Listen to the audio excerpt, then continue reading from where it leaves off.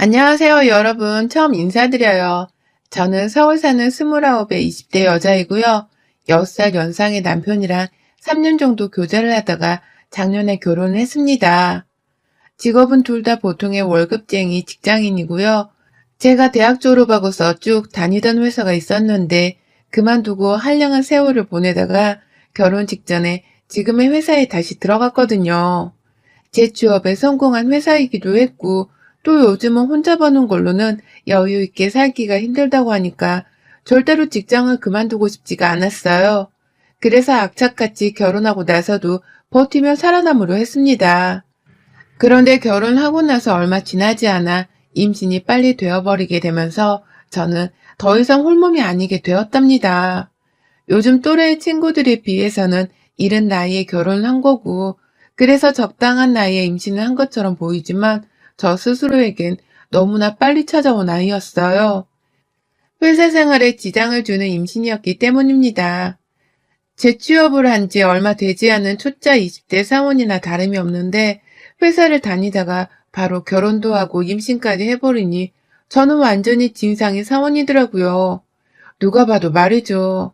최대한 동료 직장인들한테 피해를 주지 않기 위해서 제가 임신을 하고 나서 얼마나 노력을 했는지 몰라요. 나는 결혼하고 애를 낳고 나서도 이 회사를 꼭 끝까지 다니면서 월급 받고 살고 싶다는 것을 꼭 알려주고 싶었습니다. 그래서 무거운 몸을 이끌고서 계속 회사를 나갔고 일도 정말 열심히 했어요. 막달이 되어서까지도 회사에 붙들려 있으니 그제서야 직원분들의 입에서 먼저 말이 나오더라고요. 왜 육아휴직도 안 쓰고 이렇게 몸을 무리해가며 일을 열심히 하냐며 말이죠. 그 정도로 제가 쭉 몸을 혹사시켰습니다.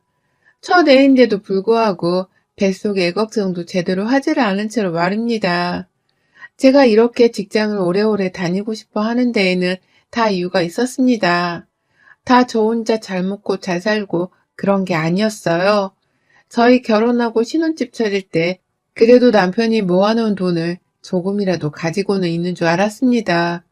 그런데 남편도 집 하나 전세를 구할 정도의 돈을 모아놓지 못한 상황이었고, 집값은 집값대로 올라가 있고 모든 게 엉망진창이었죠. 직장 생활을 하면서 돈을 재 모으기도 전에 결혼을 하게 된 저로서는 결혼 자금이라고 턱 내놓을 수 있는 것이 없었고요. 그래서 정말 염치불구하고 서로의 부모님께 도움을 얻어보게 되었답니다. 그것만큼은 가장 하기 싫었는데 결혼하려고 하니 어쩔 수가 없더라고요. 그런데 그러고 나서도 집값 문제는 전혀 해결이 되지 않았어요. 각자 부모님한테서 받을 수 있는 여유자금을 받아오기로 했는데 남편은 꼴랑 돈 2천만 원을 가지고 온 겁니다. 전세금 하나 구할 수 있는 돈도 없는 형편이었으면 그냥 결혼 생각은 하지 말고 혼자 쭉 연애만 하면서 살 것이지. 왜 결혼을 한다고 해가지고는 여기저기 돈 때문에 혼란스럽게 해야 하나 싶었어요. 우리 친정도 여유가 많이 없는데 그렇게 부족한 돈으로 결혼을 해서 고생할 바에야 그냥 우리는 연애만 하면서 이대로 재밌게 살자며 제 쪽에서 먼저 결혼 얘기를 접기에까지 이르렀답니다. 저는 좀 현실적인 사람이었기 때문에 결혼은 애들 장난이 아니라는 걸 남편에게도 분명히 말했어요. 이대로 대출을 왕창 받을 자격이 있는지도 모르겠지만 설령 대출을 받는다고 하더라도 평생 대출금을 갚으면서 직장에 다닐 수는 없는 것이라는 걸 누누이 말했죠. 그런데도 그 고비를 넘어서고 저희가 결혼했습니다. 남편이 결혼을 꼭 해야 한다면서 바득바득 우긴 것도 있었고 저희 친정에서도 보다 보다 안 되겠다며 돈을 더 보태주셨거든요. 친정 부모님이 들고 와주신 5천만 원에 대출 조금을 더 받아서 저희는 전셋집을 구했고 시댁에서 받은 2천만 원이랑 부가적인 수입을 더해서 결혼식을 치렀어요. 여기저기 돈 들어갈 일이 너무 많았는데 그 돈의 대부분이 우리 부모님 돈에서 나왔다고 생각을 하니 저는 하루라도 빨리 돈을 열심히 벌어서 부모님께 갚아드리며 살아야겠다고 생각을 했답니다. 또 뱃속에 아이까지 가져버렸으니 더욱 책임감을 가지고서는 일을 해야겠다 싶었죠. 제대로 된 계획이라는 게 하나도 없는 채로 이것저것 다 저질러버리며 무책임한 모습도 없잖아 많이 보였었는데요. 부모가 되고 난 후부터라도 제발 돈 문제나 아이 문제에 있어서만큼은 책임감을 가지고 잘 살아보고 싶었습니다. 그래서 제 자신을 더 혹사시켜가면서 회사에 출근을 했고 막달이 되었어도 일하는 것에 있어선 거리감이 없었어요. 오히려 어떻게 하면 산후조리를 빨리 끝내고서 임신 전에 그 가벼운 몸으로 돌아갈 수 있을지에 대해서만 고민을 했죠. 아주 푹 쉬다가 나와서는 아주 진득하게 직장을 다녀볼 참이었습니다. 그래서 산후조리만큼은 들어가는 돈이 분명 아깝긴 했으나 최저 비용만을 들여서 푹 쉴 수 있는 곳으로 가보자 했어요. 제 일을 대신 봐주는 분들이 계셔서 잠이라도 제가 더 많이 잘 수 있는 곳으로 말이죠. 그런데 출산하기 넉 달 전부터 시어머니가 옆에서 산후조리 노래를 부르더라고요. 그냥 제가 어머님이랑 전화 통화를 하다가 무의식 중에 산후조리는 잘해야 하니까 좋은 데로 알아봐야 하는데 라는 식으로 산후조리원을 알아보고 있다는 것을 말씀드리게 되었어요. 그런데 그날 후로 저만 보면 산후조리에 대해서 조언을 해주시더라고요. 원래 여자가 임신을 했다가 출산하는 과정이 예전엔 아주 평범한 일과 같은 거였는데 요즘에는 너무 지나치게 조심하는 경향이 있다면서 유난스럽다는 말도 살짝 돌려서 하신 적이 있으셨어요. 그래서 제가 몸 챙기는 게 왜 유난스러운 거예요?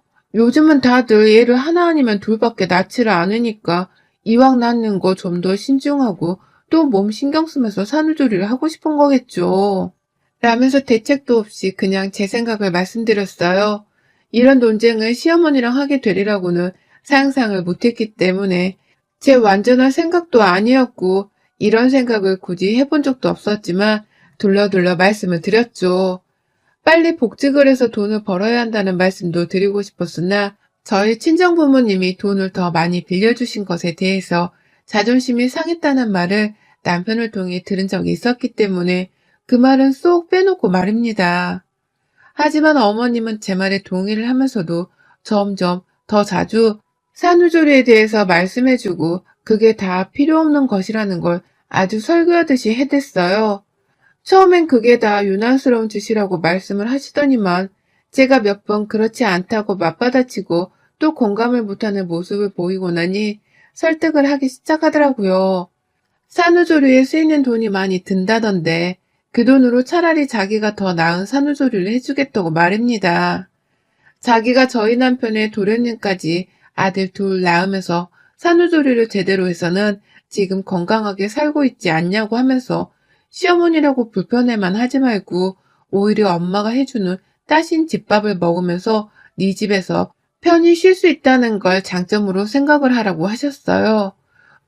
푹 잠을 자고 싶은 거라면 병원보다는 더 편하게 지낼 수 있는 집이 최고라고 하면서 말이죠. 아이는 당연히 자신이 처음부터 끝까지 다 돌봐주면서 옆에서 보조를 해줄 테니 절대로 신생아 육아에 대해서 걱정을 할 필요가 없다고도 하셨고요. 그러니 저도 순간 솔깃하더라고요. 당연히 처음에는 시어머니가 저희 부부한테서 빠져나가는 산후조리비가 아까워서 가지 말라고만 하시는 건 줄 알았는데 점점 들어보니 어머님께서 자기가 돈도 딱 50만 원만 받고서는 한 달가량 저희 집에 있어주겠다고 하시고 제 입에 들어갈 밥부터 시작해서 출근하고 퇴근하는 남편의 밥상 그리고 아이를 돌보는 문제까지 옆에서 하나하나 다 보조를 해주겠다고 하시니까 저도 슬슬 출산이 임박해 갈수록 어머님의 말씀에 귀가 기울어져 갔답니다. 솔직히 말해서 산후조리원에 쓰이는 돈을 최저로 잡는다고 하더라도 돈백은 2주 동안 우습게 깨졌거든요. 그런데 어머님이 한 달가량 저희 집에 와서는 산후조리원에서 해주는 것을 돈 50만 원을 해주겠다며 부담을 절대 가지지 말라 말씀을 하니 저로서는 그래도 되겠다 하는 심보가 생긴 것이죠.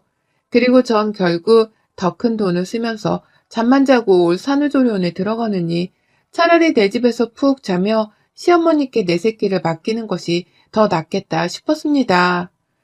그리곤 정말 산후조리원에 들어가지를 않고 자연분만으로 출산을 한 후 이틀 동안의 입원을 거쳐 퇴원을 했어요. 집으로 말입니다. 그리고는 정말 마음 독하게 먹고서는 시어머니시라고 할지라도 내 몸부터 챙기며 빨리 회복을 하고자 했죠. 산육기 기간인 출산 후 6주 동안은 합병증이 생길 가능성도 있다고 하니 정말 잠 푹 자고 잘 먹으면서 출근을 하기에 최상의 조건을 만드는 것에만 집중을 하고자 했어요. 그런데 집에 돌아온 첫날부터 그 계획은 와르르 무너져 내렸습니다. 퇴원을 하고 집에 왔는데 집안에 시어머니가 안 계시더라고요. 그러더니만 실제로 어머니께서는 그로부터 이틀 뒤에야 저희 집을 찾아오셨어요.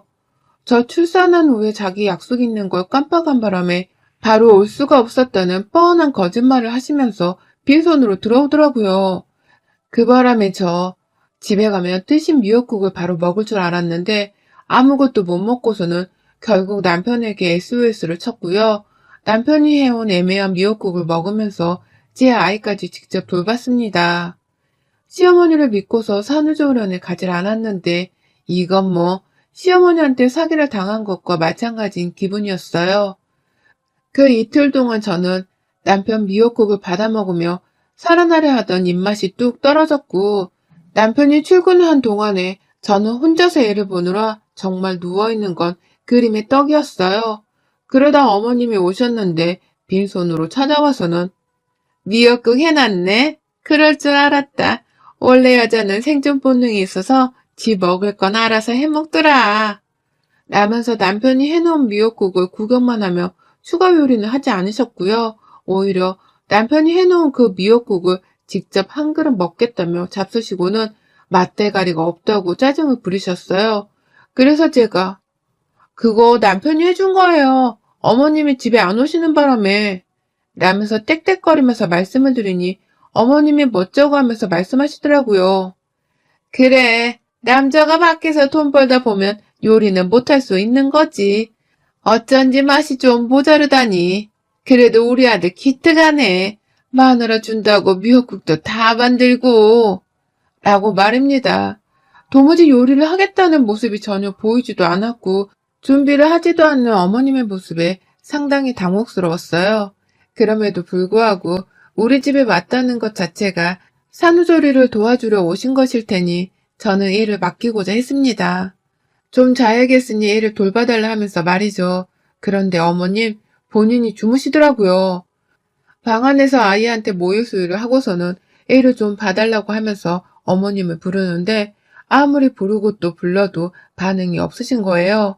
설마 사람이 죽었나 하는 생각에 무거운 몸을 이끌고서는 방 밖을 나가보니 시어머니는 저희 집 작은 방 안에 어느새 이불까지 친히 깔아놓고서는 잠을 퍼질러 자고 계시더라고요.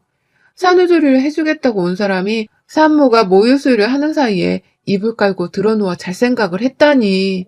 기가 막혀 말도 안 나왔죠.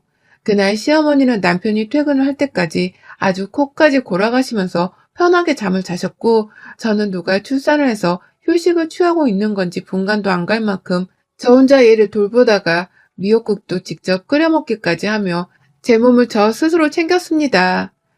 그렇게 사흘 정도로 시어머니께 딱히 도움받는 것 없이 지냈고요. 슬슬 제가 이대로면 그냥 시어머니를 집으로 돌려보내도 되겠다고 생각을 했던 때에 시모께서 한 방을 크게 터뜨려 주셨네요. 그날은 남편이 해준 미역국을 진작 다 먹고서 제가 직접 끓인 미역국을 계속 먹다가 그것마저 다 떨어져서는 먹을 게 없던 날이었어요. 그래서 저는 당연히 저를 돕겠다 와주신 시어머니께 말씀을 드렸죠. 미역국 좀 끓여놔 주시라고 말이죠. 그런데 시어머니가 미역국이 다 떨어졌어? 그거 하나 좀 불려놓기라도 하지. 라면서 심드렁하게 불만스러운 대답을 하더니만 알겠다. 라고 하시더라고요. 그러니 저는 대답을 듣고서 다시 방 안으로 들어가 아이를 좀 보다가 쓱 침대에 누웠습니다. 불만 가득한 심호 표정이 열받아 죽겠고 저럴 거면 왜 자기가 산후조리를 잘 해주겠다는 거짓말을 해서는 우리 집에 온 걸까 싶어서 사기를 당했다는 생각에 기분이 더럽기도 했어요. 누워서도 계속 시어머니를 향한 불만 때문에 기분이 꽁해져서는 마음이 심란했고 애 걱정을 뒤로한 채 제 몸부터 잘 챙겼어야 했음에도 불구하고 전 애 걱정을 계속하면서 산후조리가 제대로 되어가고 있지 않음에 걱정이 한가득이었죠. 이러다가 출근하는 날에 계속해서 몸을 끙끙 앓아가며 출근을 하는 게 아닌가 싶기도 하고 말입니다. 여러모로 시어머니한테 사기를 제대로 당했다는 생각이 들어서 화가 치밀어 오르던 중이었는데 밖에서 시어머니가 요리를 하긴 하는 건지 뭔가 자꾸 뚝딱뚝딱 거리는 소리가 들려오대요. 그래서 전 당연히 어머님이 미역국을 드디어 만들어주는가 보다 싶었습니다. 그래서 잠시라도 좀 쉬어보려 했는데요. 어디선가 불현듯 익숙한 냄새가 방 안으로 밀려 들어왔어요. 그 냄새는 마치 제 오감을 완전히 자극함과 동시에 머릿속에서는 자연스레 양은 냄비를 떠올리게 하는 그런 냄새였습니다. 제가 아주 잘 아는 냄새였죠. 저도 모르게 누워있다가 자리에서 일어나서는 이게 뭔 냄새지? 라며 육성으로 말을 했습니다. 그리고는 설마 하면서 아이를 잠시 혼자 내버려둔 채 후다닥 부엌으로 나가봤죠. 하지만 부엌에 도착을 함과 동시에 저의 의심은 확신이 되었고 그 냄새의 진위는 분명해졌습니다. 제게 너무 익숙했던 그 냄새는 바로 컵라면 냄새였어요. 하다못해 라면을 끓이더라도 냄비 안에다가 물을 끓이고서 면을 익히는 4분 정도의 정성도 들이지를 않으셨더라고요. 그냥 컵라면 하나를 발견하셔서는 그 안에 끓는 물을 부어놓고서 면이 익길 기다리며 식탁 위에 올려만 놓으셨더라고요. 미역국을 만드는 줄 알았더니 미역은 온데간데 보이질 않았고 제가 나와서 그 광경을 보며 혀를 내두르자 시어머니는 당황스러워하는 듯 말씀하셨어요. 아니 미역을 불리려면 그것도 또 시간이 들고 너 배고픈 것 같은데 그냥 컵라면부터 먹으라고. 나중에 네 남편 오면 미역국 제대로 해서 줄게. 라고 말해줘. 출산은 내가 했는데 미역국은 남편이 퇴근하면 만들어주겠다니 이게 뭔 소리입니까? 애기 모유수유도 해야 하는데 이런 며느리한테 컵라면을 먹일 생각을 다 하시다니요. 정말 기가 막혀서 코에서는 헛바람이 새어나왔어요. 당연히 저는 컵라면을 먹지 않으려 했고 시어머니가 너무 괘씸해서는 방 안에 들어와서도 분이 안 풀려 끙끙 앓았어요. 온 집안에 라면 냄새가 아주 진동을 했고 얘는 엄마 기분도 모른 채 제 발소리에 깨서는 막 보채려고 하는데 머릿속이 점점 블랙홀이 되어가는 껌껌한 기분이었습니다. 그러다 결국 저는 제대로 먹은 끼니도 없는데 밖에서 나는 라면 냄새가 너무 강렬하게 느껴지던 바람에 결국 그걸 또 처먹었고요. 라면을 먹으면서 전 이 상황 자체가 너무 억울하고 화가 난다면서 혼자 눈물을 그렁그렁 거렸어요. 차라리 그 돈 50만 원을 친정 부모님께 더 얹어서 드리고서는 친정에 가서 지낼 걸 싶었나 하는 후회도 들고 왜 내가 친하지도 않던 시어머니의 말씀을 믿고서는 시어머니께 산후조리를 부탁했나 싶어 또 망연자실했죠. 여러모로 후회가 많이 생기는 저의 결혼생활 자체에 한탄스럽기까지 했고 말입니다. 그렇게 컵라면 반 정도를 먹다가 갑자기 생각의 현타가 밀려와서 남은 컵라면은 죄다 싱크대 위에 버렸고요. 그냥 시어머니께 일을 아예 떠밀듯 맡겨놓은 채로 전 방 안에 들어가 누워버렸어요. 내 집에 산후조리를 도와주려고 오셨으면 그에 합당한 노동이라도 최소한 해달라는 저의 투정이었습니다. 대놓고 시어머니께 화를 내고 싸웠다가 돈 50만 원도 날리고 산후조리도 다 날려버릴까 싶어서 화를 내지는 못한 채 눈치라도 좀 먹으라고 한 짓이었죠. 얘를 그렇게 어머님께 나물러라 맡겨놓고서는 모유수축 하는 것도 겨우겨우 해놓고선 제가 잠이 들어버렸는데 와 깨어보니 거의 저녁 9시더라고요. 남편은 이미 퇴근해서 아이를 돌보며 어쩔 줄 몰라 하고 있었고 남편한테는 밥을 다 차려주신 건지 부엌에 나가보니 씻을 그릇들이 아주 한가득이었어요. 남편은 아무 생각이 없는 건지 저를 보면서 엄마 깼다 라고 하며 반갑게 맞이를 해주는데 저는 시어머니 생각에 도저히 남편을 보고서 웃을 수가 없었습니다. 며느리한테는 컵라면 하나 띡 차려주시던 양반이 자기 아들한테는 얼마나 정성스럽게 밥을 해먹이신 건지 아주 부엌을 가니 치울 것들이 한가득이었고 전 그만큼 화가 더 치밀어 올랐죠. 그 와중에 시어머니는 아휴 내 몸이 내 몸 같지 않아. 몸이 너무 피곤하고 입맛도 없고 나이가 들어서 이런가? 라고 하면서 출산한 제 앞에서 힘들단 소리를 잘도 꺼내시는데 그 꼬라지가 너무 보기 싫어서 씻고 난 후 애를 좀 보다 바로 방 안으로 들어왔어요. 제가 자는 동안 남편이랑 어머님이 어떻게든 알아서 애를 봐주신 걸 알고서는 내가 그냥 모른 척을 하면 지들이 알아서 애를 보긴 보겠구나 싶었거든요. 그렇게 방 안에 들어와서는 혼자 억지로 잠을 청하려 했고요. 그러다가 또 밤 12시가 겨우 넘어가는 그 시각에 눈이 떠졌어요. 아까 컵라면 냄새를 맡았던 기억이 다시 되살아나듯이 아주 익숙한 냄새에 의해서 제 눈이 그 밤에 떠져버린 겁니다. 그런데 옆에 남편이 없더라고요. 애만 조용히 숨소리를 내면서 곤히 자고 있었고요. 애가 깰까봐 저는 출산한 여자인데도 불구하고 발꿈치를 치켜 들어 올리기까지 하면서 조용히 방을 나섰습니다. 그리고는 방문을 열자마자 정말 바로 그 익숙한 냄새의 정체를 또다시 확신하고야 말았어요. 그건 바로 치킨이었습니다. 이 밤에 막 치킨을 주문한 건가 싶어서 이 시간까지 문을 여는 치킨 가게가 근처에 있었나 의아해하던 중 밖에서 시어머니의 쥐새끼 같은 말소리가 들려왔어요. 아까 이거 시켰다가 네 마누라가 깨서 얼마나 놀랬는지. 문 밖에서 치킨이 식을까봐 걱정을 했는데 이제 보니 치킨은 식은 게 더 맛있는 것 같다. 라고 하시더라고요. 그러면서 지 아들이랑 좋다고 그걸 맛있게 나눠 먹느라 쩝쩝거리는 소리가 제 귀 바로 옆에까지 들려오는데 환장하겠더라고요. 며느리한테 치킨 한 조각 나눠주는 게 아까워서는 아까 제가 일어났을 적에 치킨이 집에 도착을 했음에도 모른 척 그냥 그걸 집 밖에 놔뒀나 보더라고요. 일부러 저한테는 인기척도 안 하고 지들끼리 먹으려고 배달원한테는 배달 시에 문도 놓고 하지 말라고 말을 했던 것이고요.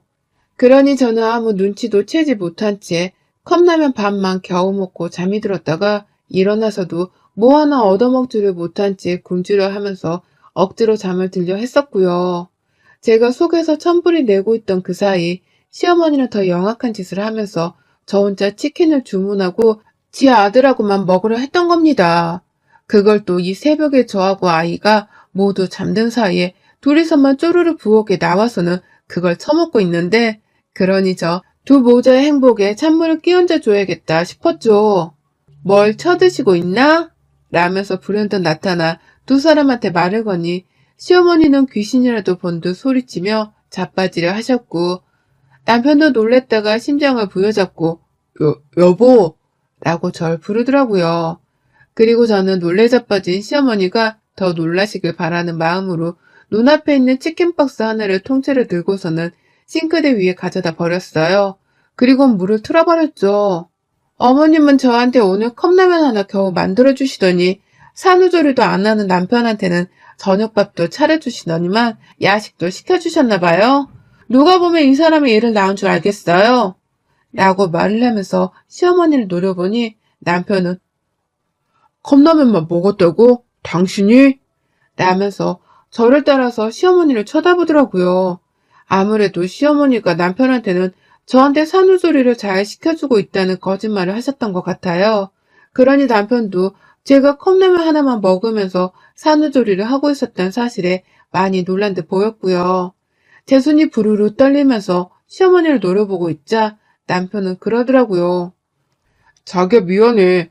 나는 당신이 모유수유한다고 음식은 밥 말고는 안 먹는 줄 알고서 딴엔 배려를 한다고 조용히 나와 먹으려 한 건데 오늘 컵라면을 먹었을 줄은 몰랐네.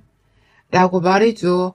그 말을 하면서 자기 엄마를 저 따라 째려보는데 시어머니는 그런 저희 눈을 피하다가 말씀하시대요. 아니 제가 입맛이 없어 보였어. 컵라면 하나 먹으면 입맛이 살겠거니 했지. 라고 하면서 활짝 웃으시는 거예요. 애가 자고 있는데 조심하지도 않고 신나는 목소리로 크게 말씀을 하시길래 제가 그 앞에다가 대고서 침을 튀겨가며 말했죠. 목소리 안 낮춰요? 산후조리 돕겠다고 온 거 맞아요? 이럴 거면 돈 50만 원 도로 물리고 집으로 당장 돌아가세요. 어머님 없이 저 혼자 제 몸 챙겨가면서 산후조리를 해왔는데 남은 한 주 동안은 못 할 줄 아세요? 지금이라도 당장 가세요. 나가시라고요. 라고 하면서 남편 앞에서 서름이 폭발해서는 뭐 저런 시어머니가 다 있냐면서 천하의 나쁜 년이 따로 없네. 라며 가슴을 쳐댔어요. 빨리 몸조리하고서 회사 가서 돈을 벌어와야 우리 부모님한테 빌린 돈도 갚고 내 새끼도 잘 키울 텐데 도와주지는 못할 망정 내 몸과 정신을 더 피폐하게 만드는 악마라며 시어머니를 향해서 정말 입에 담지 못할 악담들을 막 뱉어냈어요. 마음 같아선 욕을 확 뒷걸어주고 싶었는데 차마 욕을 할 수는 없었고요. 그냥 욕만 안 섞었을 뿐 시어머니를 비난하는 말이란 말은 다 담아내선 시어머니를 욕보였죠. 이 정도 욕을 먹었으면 이제 제발 당신 집으로 꺼지시라 하면서 말이죠. 그러자 시어머니는 저를 따라 흥분을 해서는 며느리가 버르장머리가 없다 하면서 본질과는 다르게 제 말투를 가지고서 트집을 또 잡으셨고요. 돈 50만 원을 못 돌려준다는 말을 하면서 더럽고 치사해서 다 갈래 라면서 짐을 싸는 흉내를 내시더라고요. 누군가는 자신을 잡아주겠거니 싶었는지 짐가방 하나 싸는 데에도 아주 세우라 내오라 하더라고요. 그 와중에 애가 잠에서 깨버렸는지 울어버린 바람에 제가 남편을 등 떠밀듯 안방으로 밀어 넣었고요. 저하고 시어머니만 남아있던 그 자리에서 저는 시어머니 가방을 대신 싸드렸습니다. 안 가려고 잔머리 굴리는 거 내가 모를 줄 알아요? 그 돈 50만 원 더럽고 치사해서 안 받으려니 그 50만 원에 우리 인연은 여기서 완전 끝내버리자고요. 50만 원 받고 앞으로 며느리 없다 생각하고 사세요. 라고 하면서 시어머니 짐가방에 억지로 옷가지를 바리바리 싸집어 넣고서는 그 가방을 들고 현관문을 열었어요. 그리고 현관복도에 그 가방을 던져버리니 시어머니는 불현듯 가방을 잡겠다고 집 밖으로 나가셨고 저는 그 길로 현관문을 닫고선 잠금장치까지 추가로 닫아버렸습니다. 시어머니가 비밀번호를 누르고서 집에 들어오지 못하도록 말이죠. 집에 가라니까요? 뭐 더 괴롭힐 게 있다고 우리 집에 있겠다는 건데요? 집에 가시라고! 라면서 더는 소란 피우지 말고 가라며 문을 쾅쾅거리며 겁을 주니 어머님도 그 새벽에 어쩔 수가 없는 건지 소란은 더 못 피우더라고요. 그리고는 남편 핸드폰으로 막 전화를 하는데 제가 보란듯이 남편 핸드폰을 꺼버렸습니다. 그리고는 현관 밖에서 시어머니 들으라는 식으로 소리를 쳤죠. 마누라 산후조리도 괴롭힌 양반한테 어머님 대접해주길 바란다면 당신도 사람 아닌 거지. 지 새끼한테 모유수유를 하고 있는 마누라한테 컵라면이나 먹이고 미역국 한 번을 안 끓여주신 시어머니신데 내가 어른 대접해드리길 바란다면 당신도 똑같은 놈인 거야. 똑같이 쓰레기 되기 싫으면 당신 엄마가 그냥 알아서 집으로 꺼지시도록 가만히 있어. 아님 나 당장이라도 이 집 전세 빼고 내 친정 갈 거니까 당신도 당신 집으로 쫓겨나 각오를 하던가. 라고 말이죠. 그러니 남편도 처음엔 시어머니 걱정을 하는가 싶더니 슬슬 제 눈치를 보면서 한마디 하더라고요. 그냥 빨리 가 엄마. 라고 말이죠. 그리고는 자기가 카카오 택시라도 불러드리면 안 되냐고 부탁을 하길래 그러라고 했습니다. 그리고 그날 시어머니는 아들이 불러준 카카오 택시를 타고서는 요요히 시댁으로 돌아가셨어요. 더 말도 못 붙이고서는 이대로 며느리랑 영영 쌩까고 살게 될까 싶어 불안하셨는지 더 소란을 안 피우고 집으로 가셨더라고요. 그리곤 다음날에 자신이 잘못했다며 다신 산후조리를 제대로 도와주겠다고 연락을 해오시는데 다 필요 없다고 쐐기를 박아버렸어요. 당신 같은 사람은 얼굴을 안 보이는 게 산후조리를 도와주고 아들 부부의 행복을 빌어주는 방법이라고 하면서 분노에 차서는 시어머니를 매몰차게 밀어냈습니다. 곧 출근을 해야 하는 저는 이제라도 산후조리를 잘 해야 한다는 긴박감이 들어선 친정엄마한테 또 도움을 요청하고서는 엄마가 끓여주신 미역국만 내내 먹으면서 거의 좀비처럼 누워만 있었고요. 남편은 그 옆에서 저희 엄마 눈치에 제 눈치를 보고 사느라 아주 공기가 단단히 잡혀있는 중이랍니다. 산후조리 해준다고 집에 와선 컵라면 하나를 끓여준 걸로도 모자라 남편만 쏙 불러선 야식까지 쳐드시라 하신 우리 어머님. 당신의 영악함은 정말 인정합니다만 그 영악함으로 평생 큰 며느리를 잃게 되실 거라는 건 전혀 예상을 못하셨던 것 같습니다. 안타까워 어쩌면 좋아요. 여러분의 생각은 댓글로 남겨주세요. 오늘도 시청해주셔서 정말 감사합니다.